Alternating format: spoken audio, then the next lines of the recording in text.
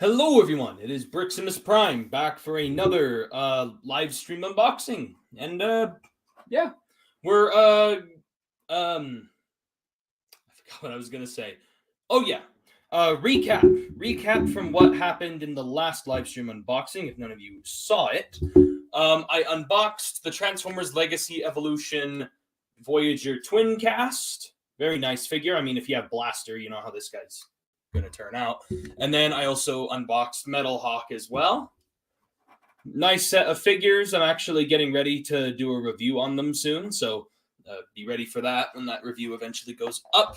I do have one other review that's going to go up before then that I've already recorded. I just need to edit it, and that'll be a surprise. I kind of want it to be a surprise. It's not Transformers related, but it is something I've been wanting to review for a while.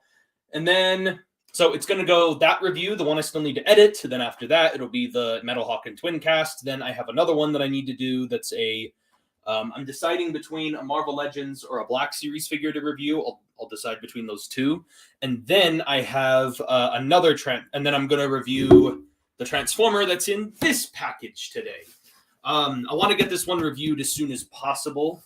But first off, I wanted to mention, how's everyone's day and how's everyone's week going lately? I made a little post in my community tab on YouTube about how I wanted to apologize for how I've not really been uploading a whole lot recently. It's been kind of slow and I haven't really been doing a whole lot lately. And I hope you guys appreciate. I hope you guys are being patient. I appreciate the patience because there's just been a lot going on in life recently. It's just a lot of like school and work and like sadly, me working on YouTube and reviews is at the bottom of my priority list, and so I just don't really have the time to.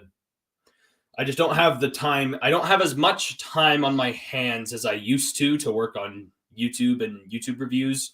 So I hope you guys appreciate that. I'm trying to keep up with the YouTube algorithm and trying to make sure I still have consistent reviews coming out every so often. Just want to make sure that I'm still uploading consistently because it's not just something for you guys. It's also something for me personally that I want to get done because the only way that I'm able to get to 1,000 subscribers, that's my current goal right now, is to get to 1,000 subscribers by the end of the year. If I want to hit that goal, I have to upload consistently. So I just wanted to apologize about that. And yeah, I don't really got much else to say. I swear I had something else to talk about.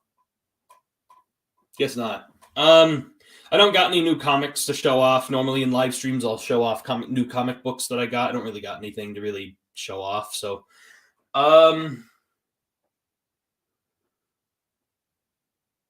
yeah, I don't really got much to talk about. I have been watching some My Hero Academia, I guess. I guess that's something to talk about. I've been watching some anime, specifically My Hero Academia. I like the new season currently right now. Some people have been complaining about the season and how it's filled with too much action. I think those are the kind of people that prefer the more slice of life stuff in My Hero. Yeah, I don't really care all that much about the slice of life stuff in My Hero. It is fun. I do like it. Doesn't mean I don't like it. I just feel like I just prefer the action because it feels like there's so much high stakes and everything that I feel like some people don't fully comprehend or understand. But anyway, point is, I really like the anti-hero Deku story arc because I have read some of the manga that has that, and I do like that particular story arc. I'm excited about it. And is there anything else I can come up with to stall for time?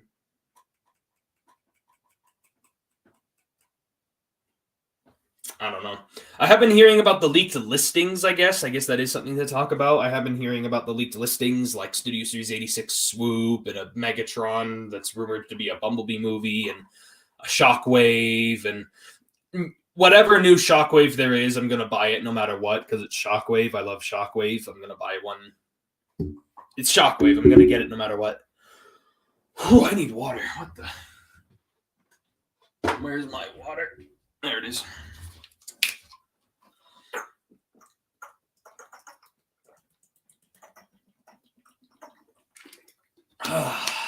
There we go. Okay. Anywho, I guess we'll just get into the box because I've got nothing much to talk about. As you can see, it's come from Amazon. And again, this is a figure I've been not highly anticipating, but one that I have been looking forward to, that I really want to see.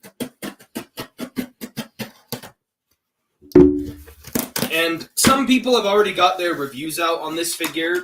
I haven't watched any of them. I wanted to experience the figure for myself before I watched anyone's reviews on it. Ooh, there he is. There he is. Yes! Sorry if that was a little loud. Oh, yeah. Oh, but I'm not going to stall a whole bunch just to show it to you. This is the Studio Series 98 Rise of the Beasts Cheetor. It's my first ever Rise of the Beasts figure. That's weird. The promotional images back here look really dark. Like, normally the product shots on the back look so bright and vibrant. It looks so dark back here. Let's see. It says right here, big screen inspired scale detail backdrop. Peruvian jungle discovery, whatever that means. Cheetor and the Maximals team up with the Autobots to protect the Transwarp Key. Oh, what is the Transwarp Key? I would very much like to know. What is a Transwarp Key? Which, actually, funny enough, I do have some theories I'd like to share about Rise of the Beasts. So, Transwarp Key makes me think of like a key to Vector Sigma or whatever, but the Transwarp. Transwarp is a technology that was used in Beast Wars that basically... It's basically like a hyperdrive. It's like the Transformers version of a hyperdrive, only a transwarp drive does have the chance to go through time and space. And that's what happens in the Beast Wars show, is that the transwarp drive makes them go through a time vortex and they go and crash land on prehistoric Earth. And so the fact that transwarp technology is being featured here in Rise of the Beasts just means that they really are taking a lot of inspiration from, Beast Wars. So I'm very curious to know how this is going to go in the movie, but there he is. He's in his package. It's nice to see a product with the Rise of the Beasts logo on there. It's got the CGI image of Cheetor. It's got an image right there of Cheetor, a mugshot of him right there. Let's just get him out of there. Let's stop stalling. Let's just get him out of there. I'm surprised no one's joined on the live stream. Oh, that's interesting. They have a little Transformers logo on the flap right there. That's nice. And then sliding him out. Ooh, I like the backdrop. I could use that. I can use that backdrop. And there he is. He's actually a pretty good Voyager size. Let's get the twisty ties off of him. Snip, snip, snip. Oh, gosh. Drop my pliers. There we go. And, oh, I missed one. Oh, wait, no, I didn't miss one. It's stuck. There we go. There's Cheetor. Okay, and then we need to get out his weapons. Let's get out the weapons. Let's see, unwrap them. There we go. He's got these, like, spear thingies. Don't really remember Cheetor having, like, a melee weapon like this, but, I'm honestly all here for it. I don't really mind. And then his instructions are in here. And then I wanted to look at that backdrop. Ooh, it's a nice jungle backdrop in Peru. Nice Peru jungle. Nothing too... I can definitely use this for thumbnails. I use a lot of these backdrops for thumbnail backgrounds, so I could definitely use this one. This is very useful. So yeah, let's do our typical rundown of Cheetor. Every time I get a new figure, I always do a rundown of like posability and articulation and stuff like that. So let's see. Nice ball joint at the head. It allows him to look up and down, swivel, even a little bit of head pivoting as well. Shoulders. See, I was worried that he wasn't going to be very flexible. I think he is a pretty flexible fit because in the promotional images, he looks very blocky and stiff. Like, I was worried that he wasn't going to be very flexible because he is kind of a dynamic looking. This version of Cheetor looks very athletic. He looks less robotic and more like organic and athletic. Like he's very quick and he's fit. Like Cheetor goes to the gym. He has a moving tail back here, which they actually have it molded so it can stay flush against the body. That's pretty clever. He does have a limited waist swivel as long as you move that butt flap out of the way, but he does have a waist swivel. Hips kick forward, back, outward. Like I said, he's more flexible than he looks, though I would have liked a double jointed knee instead of 90 degrees of bend at the knee. Nice ankle pivot. The ankles, he has toe bend. I'm pretty sure that might be part of the transformation, but he has toe bend, surprisingly enough. But nothing much else to his feet. No thigh swivel, but there is a knee swivel. Bicep swivel, shoulders, elbow bend. The elbow bends at 90 degrees. Would have liked it to be at over than that. He does have wrist swivel. I mean, that's a plus. Not a whole lot of Voyagers have that. And then he has these moving, like Wolverine claw paws. I guess you could use those as like a weapon of their own. But, hey, not a bad figure, I will say. Also, in the promotional images, I wasn't too big a fan of this particular color. I wasn't really a fan of this, like, caramely color, but after getting it in person and like actually seeing the figure like in my hands, I think it looks a lot better in person. I still think the caramel color is a little weird, but then again, what else would they do for the movie? Because it needs to look realistic, not bright and vibrant in a way, but still, I think it looks fine. And let's get those weapons in his hands, which the weapons themselves can plug together to form into a bigger weapon. That's a snug fit for those. Nice little double-ended spear thing. And he can hold these individually, to my knowledge. One right there, one right there. You can hold both of them as two separate weapons. See if we can get him in a good pose. I don't know if I'll transform him on camera, but I do plan on reviewing this guy very soon. I want to get through Metalhawk and Twincast first before I get to him, but I do want to review Cheetor as soon as possible because he is my first Rise. It feels proper that my first Rise of the Beasts figure happened to be a beast former, so like I think that feels proper. But yeah. Also, I think this is our first time getting Cheetor in a Voyager size. Like, yeah, there's the Masterpiece one, which is basically in a Voyager size, but like this is our first official, like, bigger Cheetor figure.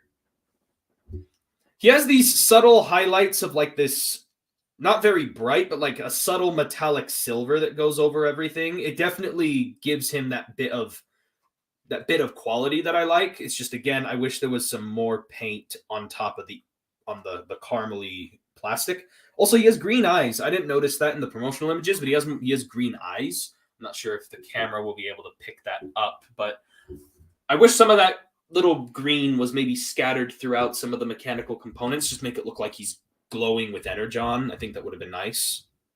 Yeah, a lot of people were saying he looks like a Black Panther. Like he looks like a mechanized Black Panther figure.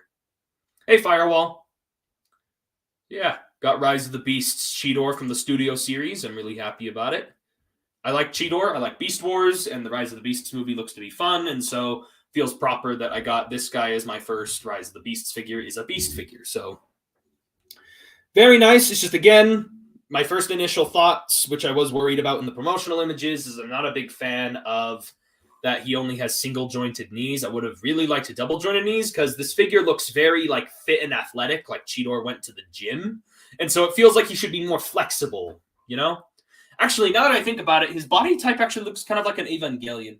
Oh, I just realized that right now. I did not notice that when I first opened him out of the box. He has a Maximo logo right there on his chest. I'm not sure if you'll be able to pick that up, but that little silver spot that's right there in between his pecs, that's a Maximo logo. There we go.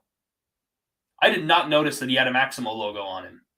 I only just noticed that right now. Oh, and by the way, I'm sure some people are wondering how much I paid for him on Amazon. I paid $32, something like that. Because recently I just saw that yesterday Amazon upped the price on Cheetor to $60 instead of $30, and I think that's really dumb. But He only just started coming out on Amazon, and he just got his price upped. They just upped the price on him to $60. I mean, you already knew how Transformers were always limited in articulation. Yes, I know they were limited in articulation, but I know Hasbro can do better, especially when a figure that's very blocky, like Metal Hawk here, has knees that bend in farther. I know Hasbro can do better. Like, come on. Come on. Blockiness is not an excuse for it not to be flexible. We have some very blocky figures that are very flexible. Freaking Tarn is more flexible than the Cheetor. I'm not saying it's bad and the figure is bad because it can't pose well. I'm just saying just feels like a missed opportunity for a figure of this particular character with this particular design. This figure really should have had a more articulation on him, especially with how he looks. And also, I don't see any reason that they wouldn't be able to include it on here because it doesn't look like the joints interfere with any of the articulation in or with the transformation in the first place. The only one that may have to have been sacrificed for that is the elbow, but like the knees could have easily been double jointed. Like I think it was, or even it could have been a single joint, but it bends in way farther. There's a lot of figures that have that too, like Tarn. Tarn is a single jointed knee and it still bends way farther than 90 degrees. So like, you know what I'm saying?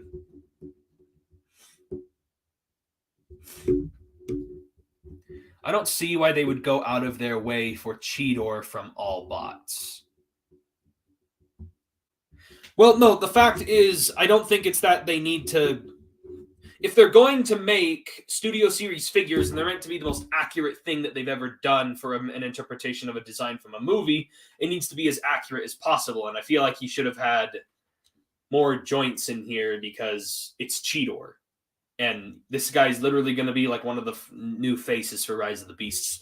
I am curious to see what they're going to do for a Studio Series Primal. I think a Studio Series Primal will look awesome. I'm really curious to see how that will turn out. But, yeah, I think this figure looks pretty good. Now, let me see if I can get the... You're supposed to be able to connect the two spear things together into like a big javelin thing. I think that actually looks pretty good.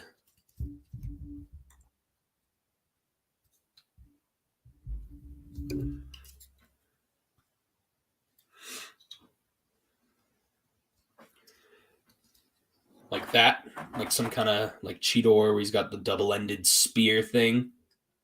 I think that looks pretty good. See, in my opinion, Hasbro needs to go all the way with all their figures. Like, if you're going to put out a version of this character for this design in this movie or even a show or a cartoon, it needs to be the definitive best version you could possibly get. Because if Hasbro doesn't do their very best on a figure, it makes people look for other options. It makes people go, oh, I'll wait for that third-party figure, or oh, I'll go do this. Or like, it makes people, like, you know, if you make the figure as impressive as possible, it makes it sell better.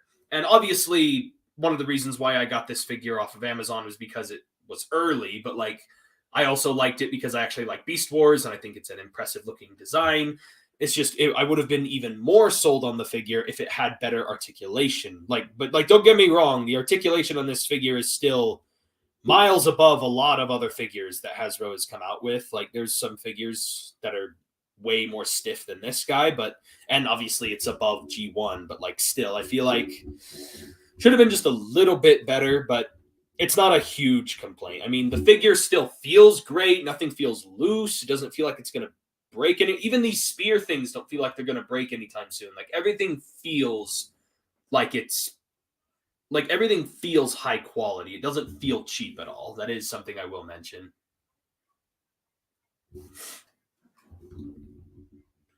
And again, I'm a big Beast Wars fan, so I kind of have a bias toward Beast Wars in general. So like, that is also just my personal opinion. Like, as a Beast Wars fan, I feel like it should be the best it can be. Because again, this is the first time that we're getting live action Beast Wars characters. So it needs to be top quality stuff.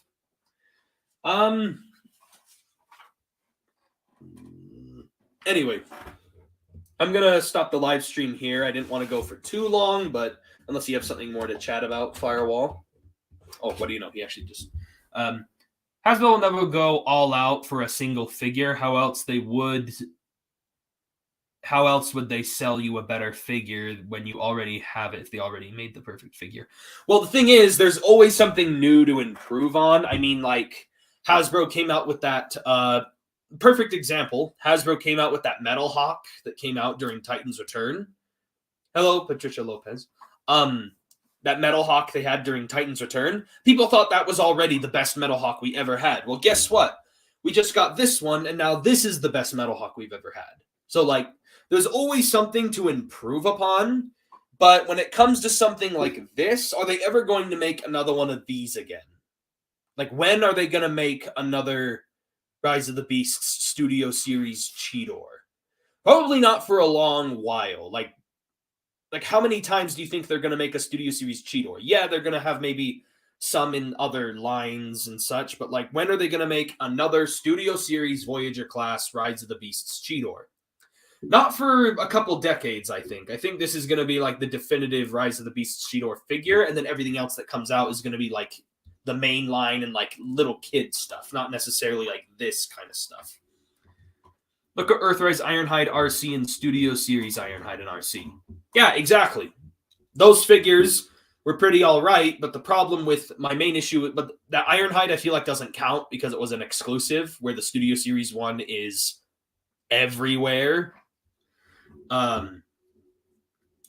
RC I feel like doesn't count either because that figure sucks. I really don't like that figure.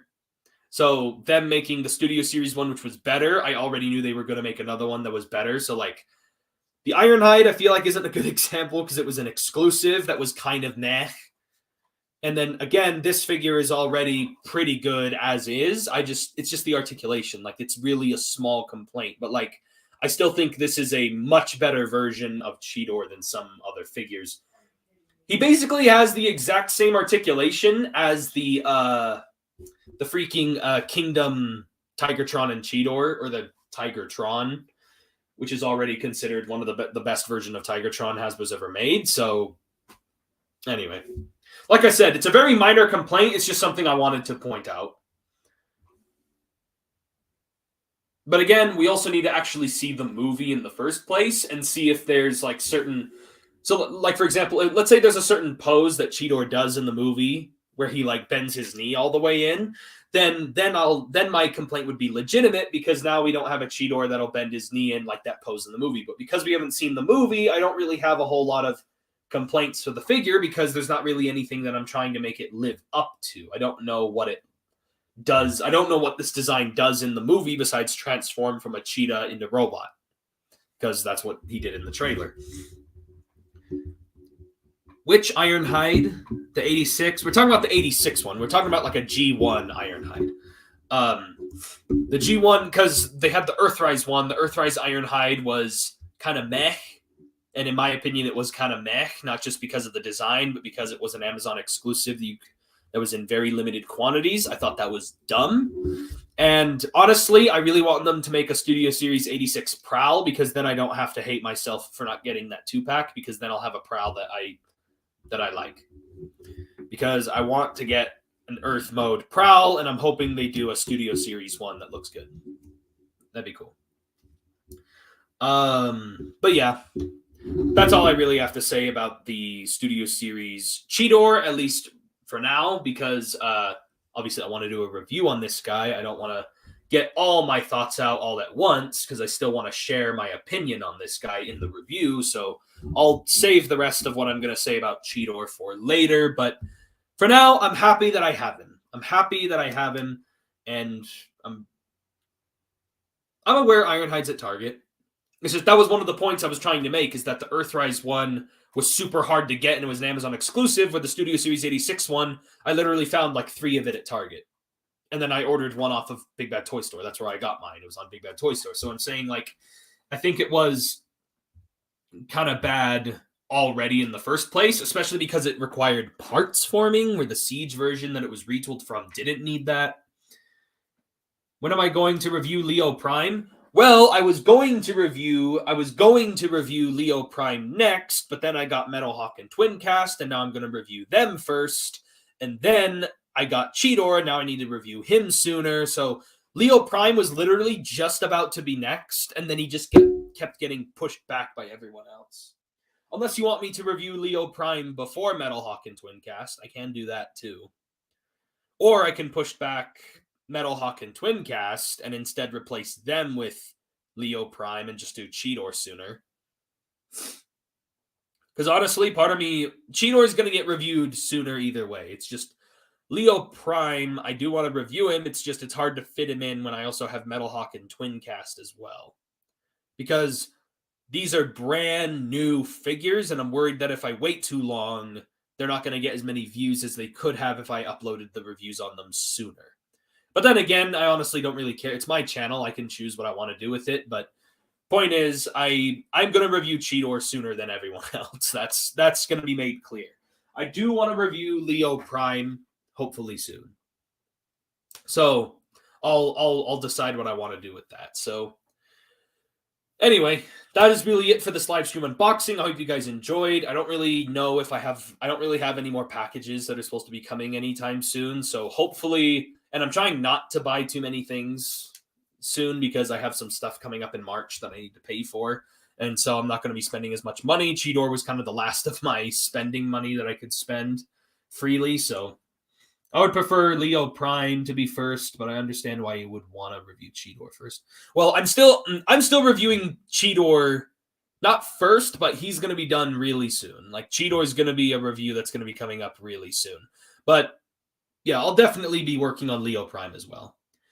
Am I planning on getting the Nest Ratchet and Bone Crusher? Ratchet, I might wait on, but I do want the Bone Crusher because Bone Crusher was a childhood favorite of mine. He was one of my first Decepticon toys I ever had growing up. And so I have a bit of a soft spot for Bone Crusher. And I actually had the regular Bone Crusher and the Jungle Bone Crusher. So growing up with two different versions of Bone Crusher, I'm used to. But anyway, that's it for the live stream unboxing. Thank you all for watching. This has been Briximus Prime. I'm going to get started on a lot of reviews, and I hope you guys enjoy every single one of them. And I'll catch you guys next time.